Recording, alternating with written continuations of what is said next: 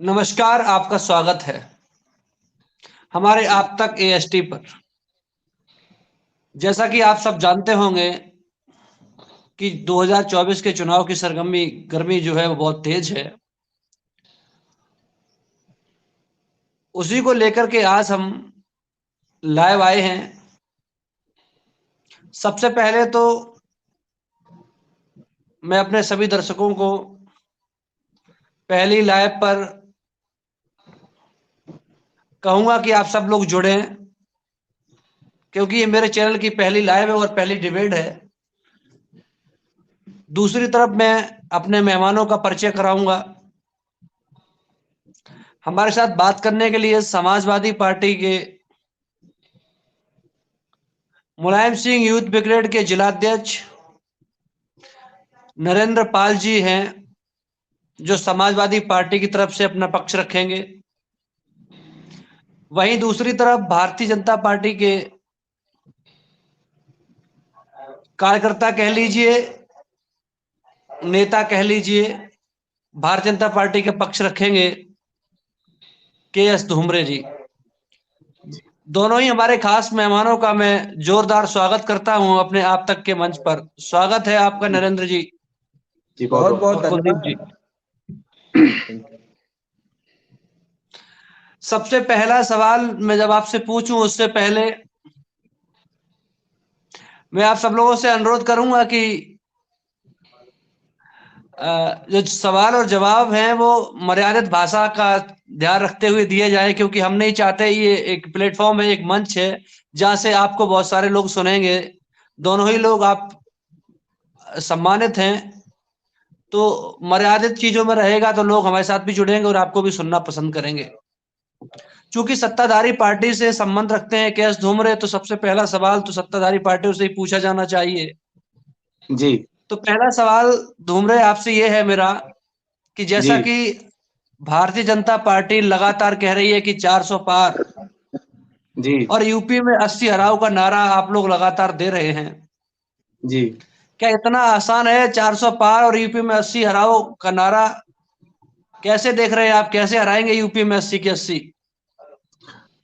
मुझे लगता है कि 80 हराव के साथ 400 का जो हम लोगों ने एक बड़ा विजन मन में बैठाया है, ये जनता के विश्वास पे हम लोग इस बात को लेके आए हैं।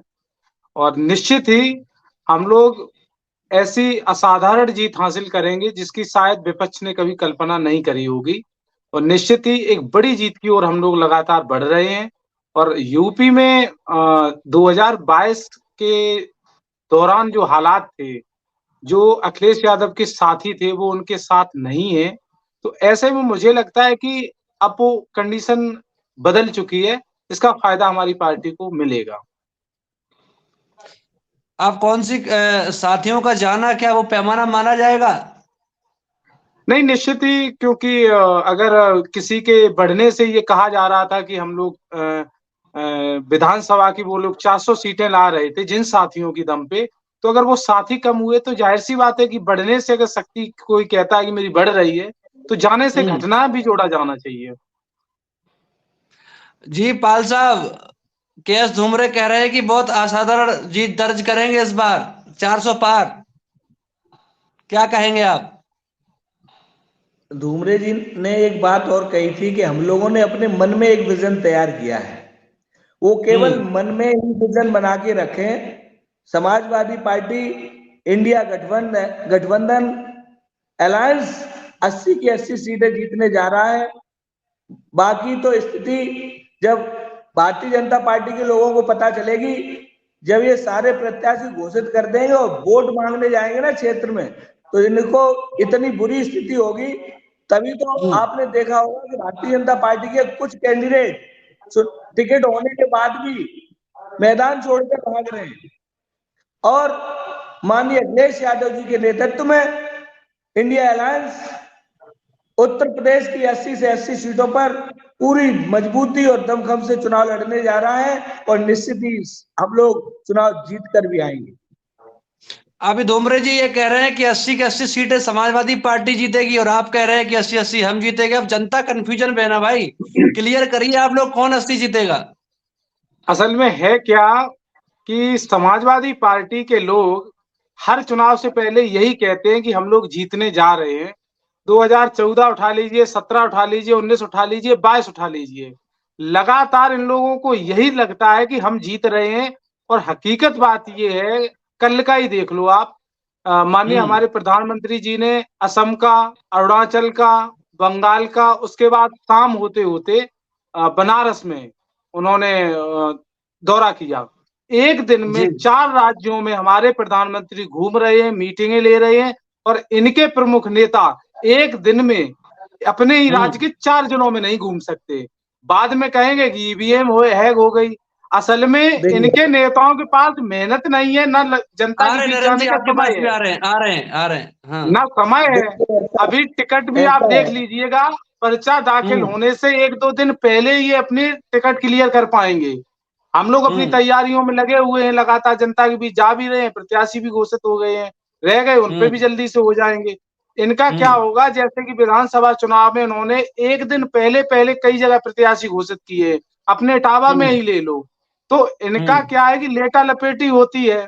जयंत चौधरी ने गठबंधन छोड़ा है तो उनने क्या कहा कि दिसंबर में ही इंडिया गठबंधन के प्रत्याशी तय हो जाते, लेकिन ये लेट हुए, इसका खामियाजा इंडिया गठबंधन को भुगतना पड़ेगा। ये जयंत चौधरी ने ऑन द रिकॉर्ड मीडिया से कहा है।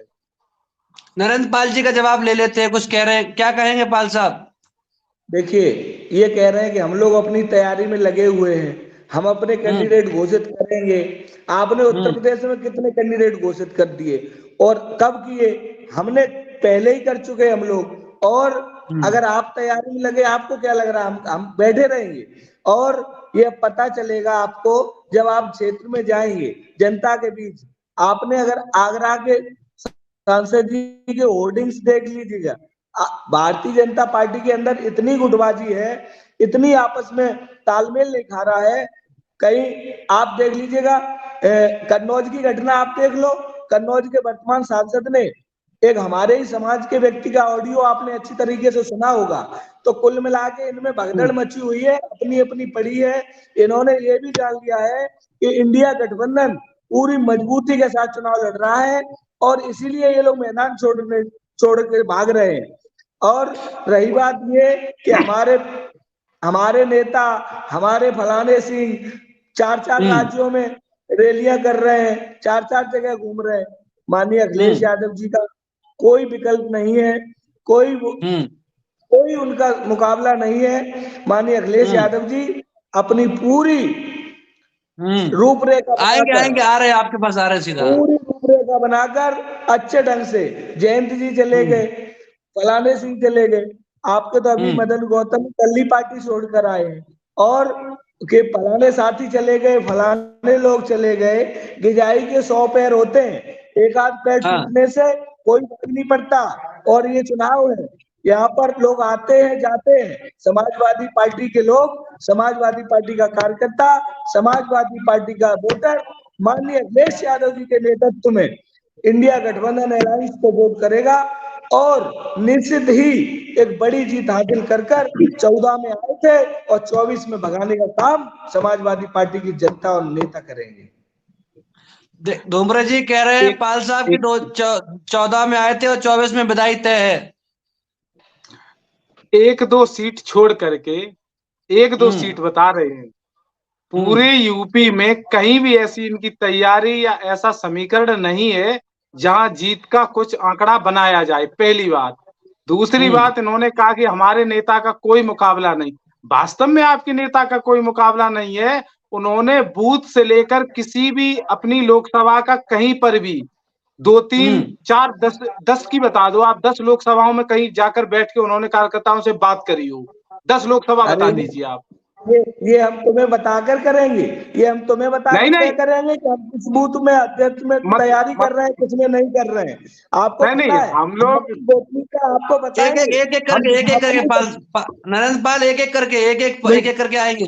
अब पूरी बात तो कह लेते हम लोग, धुमरे जी, हम लोग दिखावा नहीं करते और हम लोग ये आपके कहने के बाद हम तय करेंगे। कोई बात नहीं, चुपके चुपके से बैठ के कर रहे हो, अच्छी बात है।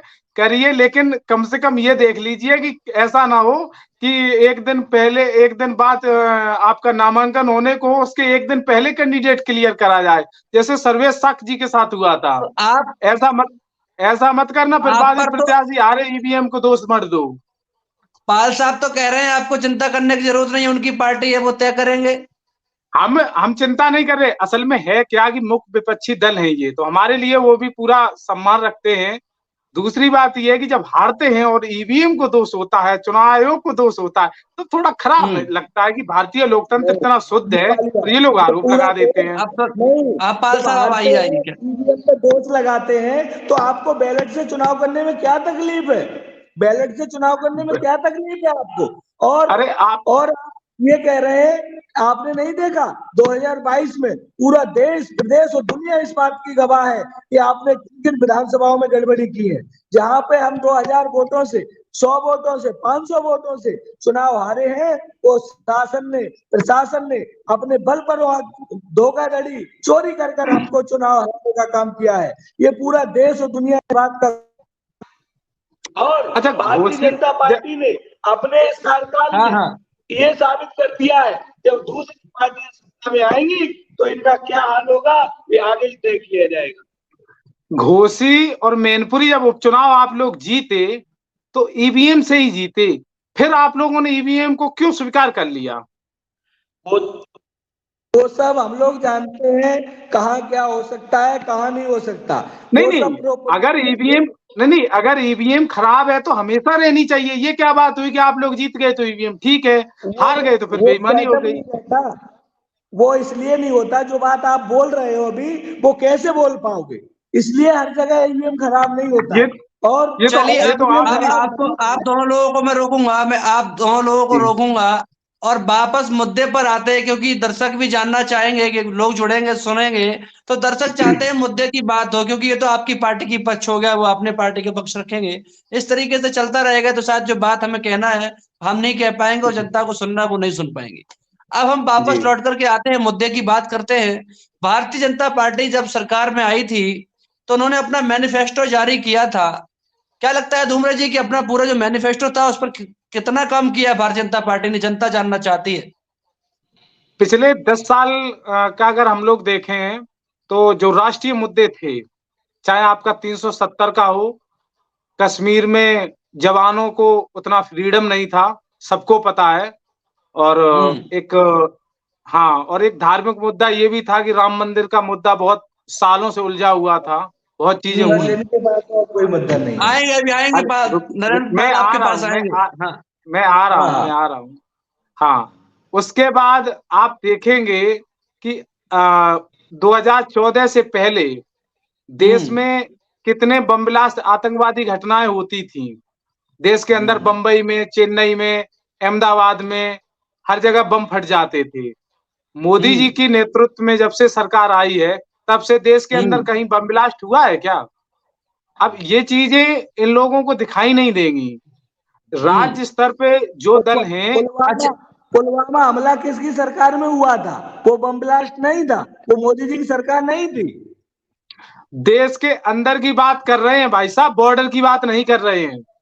जनता पार्टी की सरकार में पुलवामा हमला नहीं हुआ। भारतीय जनता बॉर्डर पार्टी की सीज फायर नहीं बॉर्डर हो पे रहे भारतीय अटैक जनता पार्टी से। बस आप लोगों का बॉर्डर बस पे यही अटैक झूठ बोलना। बॉर्डर पे अटैक हम्म। 33% रह गया, 33%। समझ रहे हैं आप?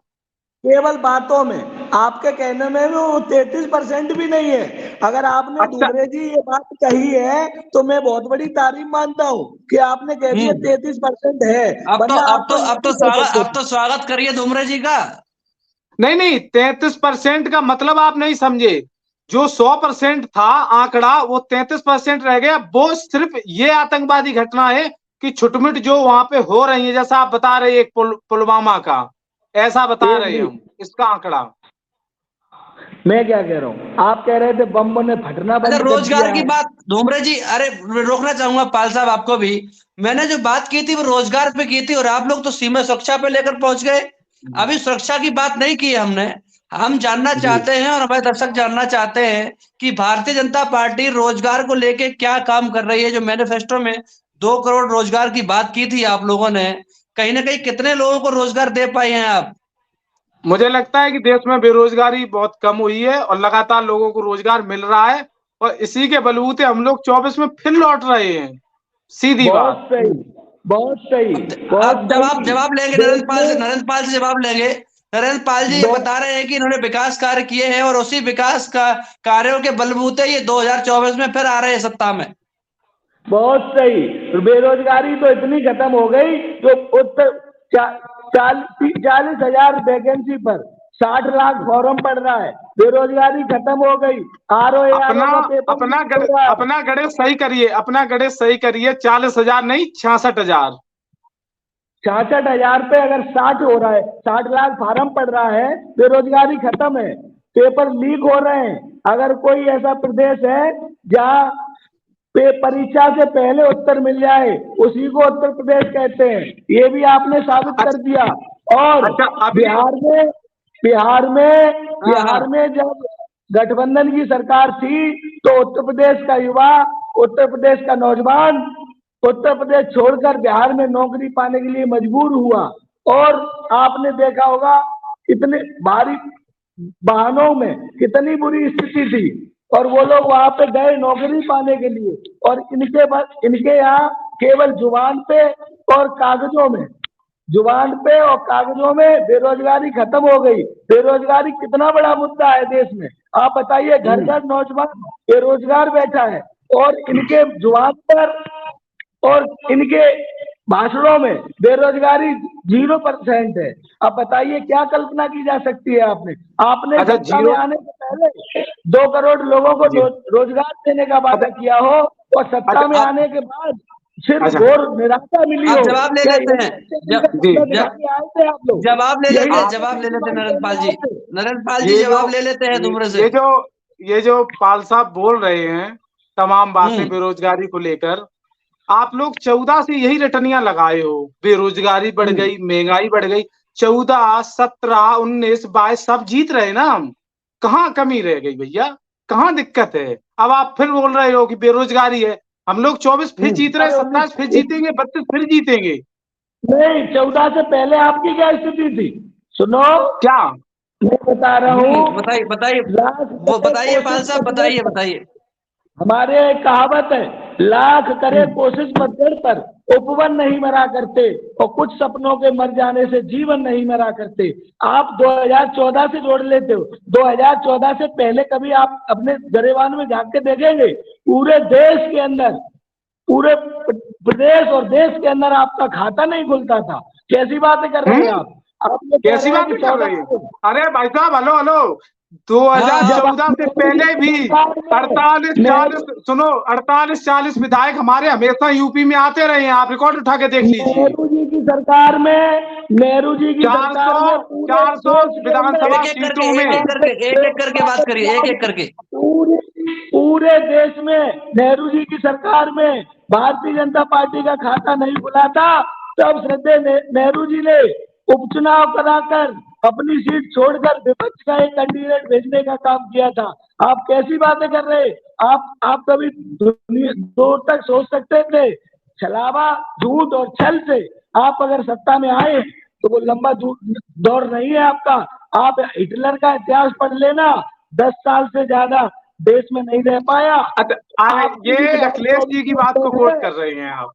हाँ क्या? अच्छा देखो तुमरे जी, हाँ हाँ।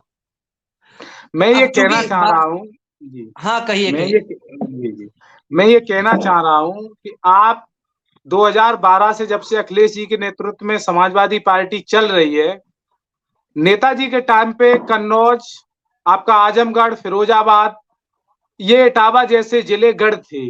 अखिलेश जी के आने के बाद ये सारी जगहों पे आप हार रहे हैं, पहली बात। दूसरी बात ये है कि इन्होंने कहा कि आपकी क्या स्थिति थी। 1984 में हम लोग 2 सांसद थे, और उसके बाद आज 17 राज्यों में सरकार है। कैसे है?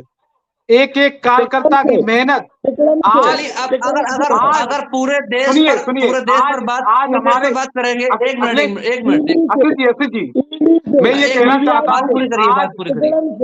छल से, आज बल से, कपट सुनो, से बता सरकार रहे है। ना क्यों बता रहे एक मिनट सुन लीजिए पाल आज साहब, सुन लीजिए। आज हमारे प्रधानमंत्री की उम्र देखिए आप, फिर भी एक दिन में 4-4 राज्यों का दौरा कर रहे हैं वो। आप नड्डा जी को देखिए, एक एक दिन में 3-3 राज्यों में जा रहे हैं, और आपके राष्ट्रीय अध्यक्ष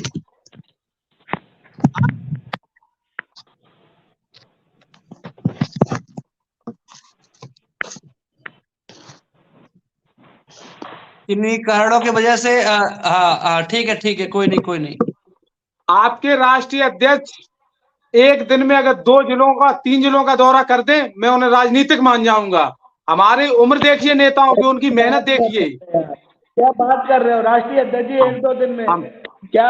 राष्ट्रीय अध्यक्ष जी ने तो अभी अपनी शुरू भी नहीं अब की इस चुनाव की। पाल और साहब क्या का जवाब अरे ले लो। एक महीने पहले शुरू करते हैं भैया, एक महीने पहले। एक महीने में आप चाहते हैं कि मैं 5 साल वाला चुनाव जीत जाऊं? परेशान ना हो, बहुत जल्द अच्छा, चुनाव है। अरे हम परेशान पाल काहे साहब, होंगे भैया, हम तो आप पाल मैं साहब और धूमरे जी नहीं दोनों लोगों से मैं निवेदन करूंगा। अच्छा जी, दोनों लोगों से मेरा लास्ट निवेदन है। बात नहीं, मैं अंतिम नहीं, बात कहना चाह रहा हूँ हाँ, जी। मैं ये कह रहा हूँ, मैं परेशान क्यों होऊंगा? मैं तो 24 में फिर लौट रहा हूँ, 4 चुनाव लगातार जीत रहे, परेशान हो आप? हार का पंच लगने वाला है, हम क्यों परेशान होंगे? हम तो फिर सत्ता में आ रहे हैं 24 में। अत्य का फूला सहजना जरा मूर से जाए, ज्यादा इसमें भूलने की आवश्यकता नहीं है। अरे नहीं नहीं 2024 में चारों खाने चित्त होगी भारतीय जनता पार्टी। कोई ये मेहनती नरेंद्र नहीं। कुमार समाजवादी पार्टी का जिला अध्यक्ष ब्रिगेड कह रहा है, न हम और आप 24 के चुनाव के बाद दोबारा फिर इसी आप तक के माध्यम से तब सामने तक होंगे एक दूसरे के। और मैं बिल्कुल आपको तब तक पाल साहब हो सकता है दोबारा भी आमने सामने हो जाएंगे आप, अभी लंबा समय है। अब हम आते हैं, अब हम आपको लाते हैं इटावा की राजनीति पे, क्योंकि देश पे चर्चा बहुत हो चुकी है। दर्शक सोच रहे होंगे, क्योंकि इटावा की जो सीट है उसके बारे में हम आपसे दोनों लोगों से बात करना चाहेंगे। क्या लगता है आपको केएस धूमरे की 2014 से आप सत्ता में काबिज हो, और जब आप लोगों से बात की जाती है तो आप कहते हो कि ये समाजवादी पार्टी का गढ़ रहा, यहाँ पर रोजगार की व्यवस्था नहीं की, उद्योग की व्यवस्था नहीं की। कहीं ना कहीं आप लोगों की भी तो नैतिक जिम्मेदारी है कि 2014 के बाद आप सत्ता में हो, यहाँ उद्योग और व्यापार की क्या व्यवस्थाएं की हैं आप लोगों ने, बताए दर्शकों को। जहां तक व्यापार की बात है, आप देखेंगे कि एक समय था कि जी, एक समय था जब मैं पारपट्टी क्षेत्र में था चुनाव दरमियान, तो वहां पे एक दूधिया से भेंट हुई, तो उनका कहना ये था, 2022 की बात कर रहा हूँ, वो ये कह रहे थे कि जब मैं दूध डालने इटावा आता था सपा सरकार में, तो जब दूध इटावा डाल के जब वापस जाता था तो रास्ते में पैसे छीन लिए जाते थे, राजनी लूट हो जाती थी।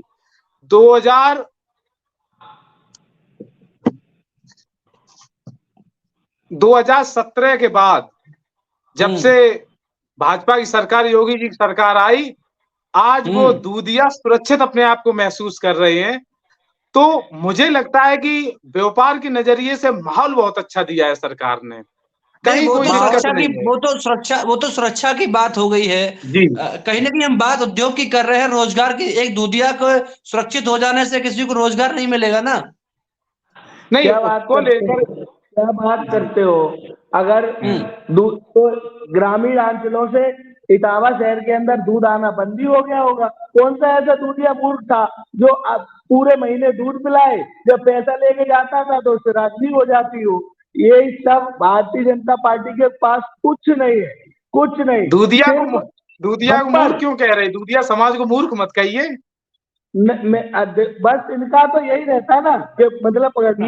मैं क्या कह रहा हूँ, ऐसा कौन सा व्यक्ति कोई मूर्ख व्यक्ति होगा जो आता उस ग्रामीण क्षेत्र से दूध लेकर और यहाँ से जाए हर बार उसके पैसे छिपते रहे और वो हर बार ऐसा करता रहेगा? ये संभव है?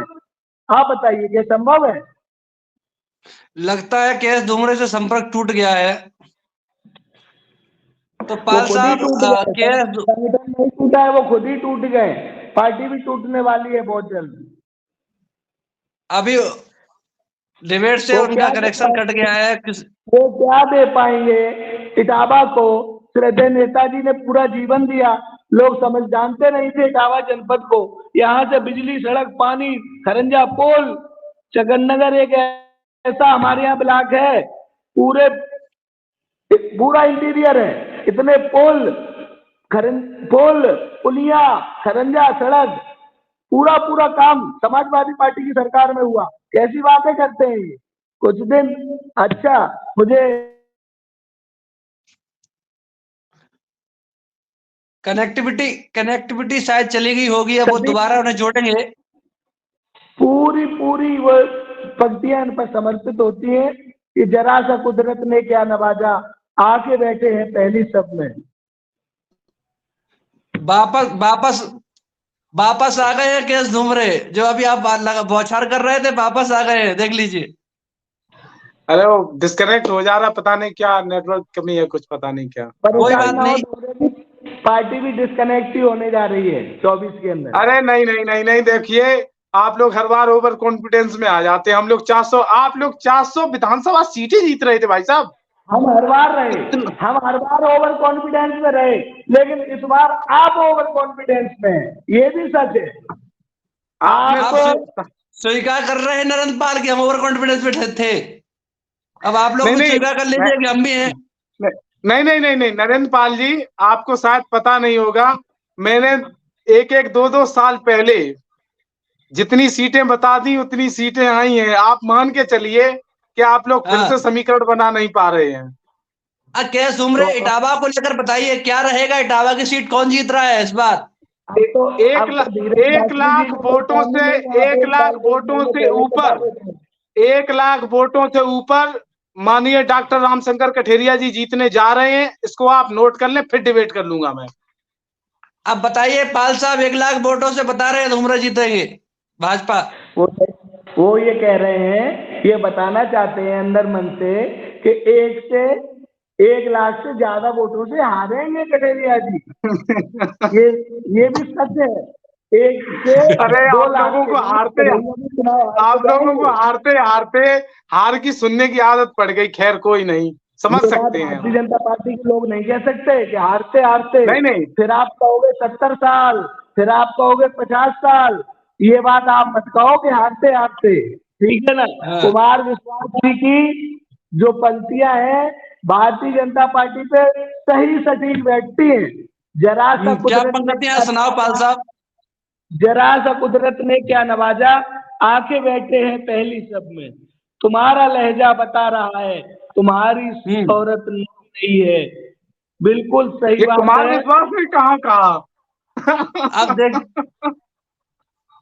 अब आप भी कुछ सुना दीजिए केस धुमरे। नहीं, मैं तो इतना कहूंगा कि पिछले, मैं ये कह रहा हूँ पाल साहब जी, मैं ये कह रहा हूं कि पिछले 4 चुनाव से जनता आपको नकार रही है। जाहिर सी बात है कि आपको जनता पसंद नहीं कर रही है, इसे आपको स्वीकार करना पड़ेगा। जनता माननीय अखिलेश यादव जी का जो नारा दिया है पीडीए, पिछड़ा दलित अल्पसंख्यक के माध्यम से जनता जान चुकी है। संविधान खतरे में है, लोकतंत्र खतरे में है, डेमोक्रेसी बिल्कुल नष्ट हो चुकी है। अब ये 22 में भी बोल रहे थे, ये 22 में भी कह रहे थे, सिर्फ और सिर्फ प्रदेश की जनता भारतीय जनता पार्टी को नकारने का काम करेगी, ये मैं पूर्ण विश्वास और आशा उम्मीद के साथ कह रहा हूँ। नहीं, मैं पाल जी, मैं क्या कह रहा कि आप लोग बेबी को बेस पसंद है, याद है आपको 2017 का नारा? हाँ, अच्छी तरह याद है। फिर 2019 का बुआ भतीजे वाला, वो भी याद है। उसके बाद 2022 वाला। 22 में क्या था धुमरे? 22 में क्या था? आप 22 में क्या था? वो आ रहे धर के कृष्ण का भेष और क्या अखिलेश ऐसा कुछ करके था। अब 24 में क्या होगा? 24 में क्या आप लोग कुछ बना, पीडीए बना तो दिया आपने। पीडीए तो पीडीएस, अब तो पीडीएस से जीत जाएगी सपा। पीडीए असल में है क्या, आगे आने वाली भविष्य की 50 वर्षों में, 50 वर्षों में भारतीय जनता पार्टी को सत्ता की कुर्सी पर बैठने नहीं देगा। पीडीए वो नारा है।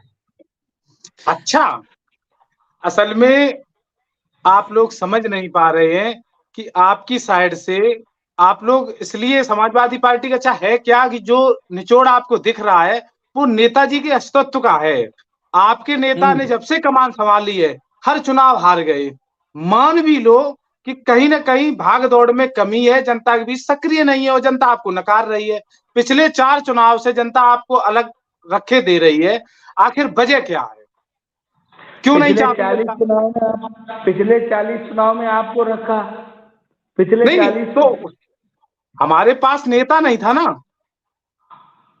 अच्छा, मोदी से पहले नेता ही नहीं थे। आज ऐसा नेता नहीं था, ऐसा नेता नहीं था। अच्छा, ऐसा नेता नहीं था, अटल जी से बड़े नेता है नरेंद्र मोदी। ऐसा नेता नहीं था। अटल जी से बड़े नेता है, आदित्य लाल हम ये कह रहे, जी से बड़े नेता है, मुरली मनोहर जोशी जी से बड़े नेता है ये, जिन्होंने पार्टी को लाए, जिन्होंने जिन्होंने पार्टी को सींचा है। ऐसा नेता नहीं था। हम ये कह रहे हैं 17 राज्यों में सरकार और 3-3 2-2 बार तीसरा सरकार लौटने जा रही है। ऐसा दिमागी इतना अच्छा नेतृत्व करने वाला नेता हमारे पास अभी तक नहीं था। ये बात मुझे स्वीकार करने में कोई दिक्कत नहीं है। अटल जी से बड़े नेता है मोदी जी। बड़े छोटे की कोई बात नहीं है, नेतृत्व इतना शानदार करने वाला नहीं था। पाल साहब, आप वो कह रहे हैं कितने शानदार नेता नहीं थे, तो आप भी मान लीजिए ना कि अभी तक नहीं थे। आखिर का गुरेज क्या है मानने में? आखिर क्यों कोई मुकाबला नहीं कर पा रहा हमारे नेता से? जिस केजरीवाल ने कांग्रेस से अलग होकर, मतलब कांग्रेस से लड़कर के आप बनाई थी, वो दिल्ली में गठबंधन किए बैठा है। हमारे नेता का खौफ देखिए आप। जिस मायावती से मुलायम सिंह की 30 साल तक लड़ाई रही, 2019 में एक करवा दिया। नेता का खौफ देखिए आप, कहां कौन कौन नहीं मिल रहा है। चाचा भतीजे को एक कर दिया। ये नेता का खौफ देखिए हमारे का। और नहीं अब इस पर अगर जाओगे तो चर्चा बहुत लंबी हो जाएगी। फिर तो बिहार में नीतीश कुमार के साथ भी अमर्यादित भाषा का प्रयोग हुआ, फिर उन्हीं नीतीश को आपने भी पाले में ले लिया। हमारे यहाँ क्या है, वो तो चाचा के लिए हमारे डिप्टी सीएम ने ये कह दिया था वैकेंसी नहीं है, वरना चाचा भी रेडी थे। तुम्हारे चाचा सीएम अपनी सीट नहीं बचा पाए हैं? कौन चाचा? मैं माननीय शिवपाल सिंह जी की बात कर रहा हूँ। उन्होंने ट्विटर पर उन्होंने पंक्तियां बदल दी थी। उन्होंने सिविल कोड का समर्थन किया था। उन्होंने मोदी जी को और क्या नाम है, चुनाव आयोग को फॉलो किया था। आपको मालूम होना चाहिए। हालांकि वो अलग बात है कि बाद में स्थितियां बदली मैनपुरी चुनाव को लेकर। अब तो चाचा ने अब तो उनके ही चाचा ने आपको मैनपुरी हरा दिया, घोसी हरा दी। आज भी आप चाचा के साथ जा रहे हैं? नहीं, देखो शिवपाल जी बड़े सम्मानीय नेता हैं और निश्चित ही उन्हें अच्छा अनुभव है। और मैं मानता हूं कि नेताजी के बाद उनमें काफी कुछ चीजें हैं जो जिनसे सीखा जा सकता है। माननीय योगी जी ने ये सदन में कहा भी है, हम भी उसे स्वीकार करते हैं। निश्चित ही चाचा से सीखने की जरूरत है और खासकर भतीजे को तो सीखना ही चाहिए। आखिरी अब डिबेट ज्यादा लंबी नहीं ले जाएंगे। आखिरी बार पाल साहब क्या कहेंगे, बस खत्म करेंगे। एक मिनट आप मानते हैं ना चाचा अनुभवी नेता है? मानते हैं चाचा अनुभवी नेता है? हम तो मानते हैं भैया। उन्हें हत्ता पे बैठा दिया और उन्हें एक सीट दी 2022 में। उसका अनुभव कोई ले ही नहीं पाया उनका। मैं क्या कह रहा हूँ, ये तो याद है हत्ता पे बैठा दिया। ये नहीं याद है जब मोदी जी आए थे योगी जी हाथी खड़े करके रह गए, वे सीधे चले गए आगे बैठे पैदल। ये याद नहीं है आपको? और वो हम लोगों में वो याद नहीं है जब व्यक्तिगत किसी पर टीका टिप्पणी न करिए पाल साहब। भी अब चर्चा बहुत अंतिम पार्टी थी, 2 सीटें ले ली थे। ठीक है, ठीक है, दोनों ही अपने खास मेहमानों से मैं कहूंगा चर्चा बहुत शानदार रही और आप सभी लोग चर्चा में जुड़े, उसके लिए दोनों ही साथियों का धन्यवाद और जितने लोग सुनेंगे उन सबको धन्यवाद। एक मिनट असित जी, मैं 1 मिनट असित जी एक बात कहना चाहता हूँ, लास्ट बात कह दूं कि संक्षेप में चाचा का अनुभव, भैया का जोश, 24 में उड़ाएंगे भाजपा के होश। बहुत बहुत धन्यवाद, बहुत बहुत चलिए, कौन होश उड़ाएगा कौन नहीं होश उड़ाएगा ये तो जनता तय करेगी। आप लोग फिर हारने वाले हैं 24, इतना नोट रख लेना। चलिए, आप दोनों लोग जुड़े, बहुत बहुत धन्यवाद। हार का पंच लगेगा जी, धन्यवाद।